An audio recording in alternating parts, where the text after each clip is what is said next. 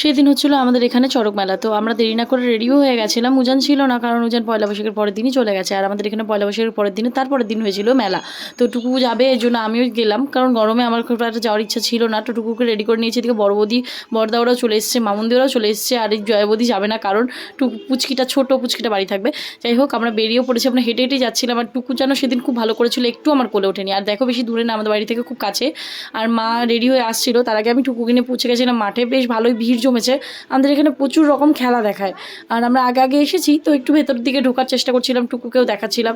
এখানে দেখো, পেটে ফল কাটা, কবর দেওয়া, এরকম নানান রকমের খেলা দেখা। বাট কবরটা না ওই সাইডে দিয়েছে, তো আমার আর ভিডিও করা হয়নি। আর এত গরম, এত ভিড়, এর মধ্যে দাঁড়িয়ে যে ভিডিও করছি, এটাই যথেষ্ট সাংঘাতিক একটা ব্যাপার। তার মধ্যে মা চলে এসেছিলো, তো মা টুকুকে নিয়ে নিয়েছিল আমার কাছ থেকে। আমি ভিডিও করার জন্য ভিতরে দাঁড়িয়েছিলাম। তারপর আমি বাইরে দেখছি ও বাইরে এসে আইসক্রিম খাচ্ছে। তখন আমি মাকে বললাম যে আমিও তাহলে একটা আইসক্রিম খাইনি, আর আমি বাড়ির জন্য নিমকি নিয়ে নিই, নিমকি বাদাম, যেগুলো টুকু খেতে পছন্দ করে। তারপর মেলাটাও একটু ঘুরে ঘুরে দেখছিলাম। তারপর দেখলাম 40 টাকার কানের দোকান এসেছে, আমি ওখান থেকে দুটো কানে নিয়েছি।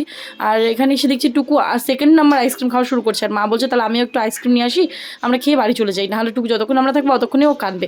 তারপর টুকু আরও একটা, যতক্ষণ মেলা থাকবে ততক্ষণ আইসক্রিম খাবে, তাই আরও একটা আইসক্রিম খাওয়া শুরু করছিল। তারপর আমরা বাড়ি চলে এলাম।